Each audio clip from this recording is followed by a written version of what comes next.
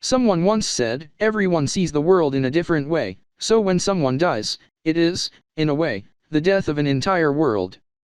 So, Reddit. What unique world will die with you? There might be flowers that only you or I have looked at in detail. When we leave, maybe that flower will leave with us.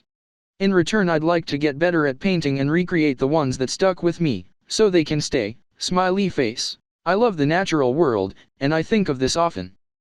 Every tree, plant, blade of grass, and flower contain their own tiny world, full of insects and fungi and pollen. Sometimes I wonder what history an old tree has lived through, how many people have touched its bark or sat in its shade. I wonder how many people smell a flower before it withers, or brush against it and carry some of its pollen home with them.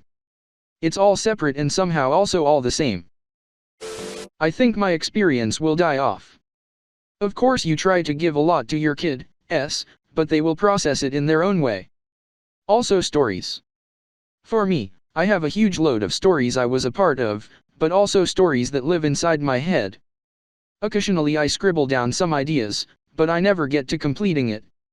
And that makes me wonder, what other stories, real and made up, did there live inside the heads of others? My parents? My grandparents? The old people I ran into when I was young. People in the trains used to be filled with stories of the war, World War II, because they talked about it. Should I have paid more attention? Should I have written them down? Should I still do that? For me, every time I scribble down my stories, I'm confronted with the fact that these events are important to me, and probably boring as hell to most other people.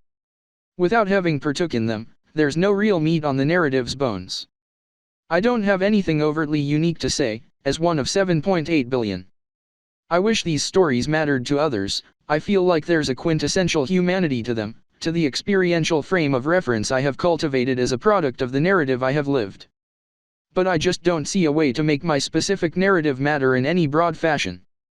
If I could transmit experiences instead of stories, you'd all be in for a treat. I suspect every single person reading this could say the same. For me, I have a huge load of stories I was a part of, but also stories that live inside my head. Maybe someone would see this, and the world in my head won't completely die. When I was a kid, I watched the original Star Trek in syndication, and started watching the novels and The Making of Star Trek by Stephen Whitfield. I started making up Star Trek stories in my head as I went to bed. As I learned about astronomy, I had to reconcile fact from fiction to make things fit. For example, there are several planets that the star Rigel lends its name to.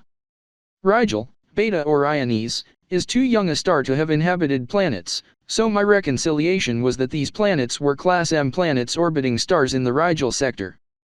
As Star Trek developed, I created characters in my head who lived in the Star Trek universe, and I built up their worlds. At one time, I was really interested in Mars, and humanity's colonization of Tehe world. I then started learning about Mars as a world and how humans would work around time. One day on Mars is about 24 hours and 37 minutes.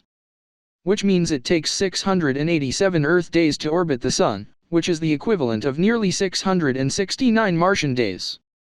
I felt that humans living on Mars would modify the units of time to accommodate that, and adjust their calendars accordingly. Mars would divide its clock into 24 Martian hours, each minute would be just a little bit longer than an Earth hour, and so on. If you created a Martian calendar, giving it 24 months, a Martian month would be either 27 or 28 months. And so on. I then also had to reconcile the world inside my head with what is happening in the Star Trek universe, as it evolved. In my head, the Thai people were the ones who settled Mars due to a diaspora following various events of the 21st century, the Eugenics War, World War III, and an asteroid impact in northern China. The last event was also in my head. The Thais who settled Mars became the major ethnic group on Mars, and so Buddhism and Thai culture became a major part of this internal narrative. Since I lived in Thailand for 2 years as a Peace Corps volunteer, I incorporated my experiences there. Mars became Mangala, which is the Sanskrit name for the planet, and they started to terraform the planet using resources across the solar systems. Star Trek, Picard has shaken some things in my narrative, which I need to reconcile with what I've created in my head, but that's nothing new. The various Star Trek series had done that previously. This has gone on over the years, since I was about 10 years old. I don't have the talent to be a writer, so this modified version of the Trek universe will likely disappear with me. Making your own fanfiction. When I was a kid, I made up bands in my head. The band name would always change. I'd draw album covers on 12x12 scraps of cardboard or cut and paste collages together. I think half my album covers looked vaguely like Revolver or Led Zeppelin 3. The band members were my friends, but I never had the nerve to tell them they were my drummer or bass player. I was always the guitar player. The producer was a teacher or adult that I liked.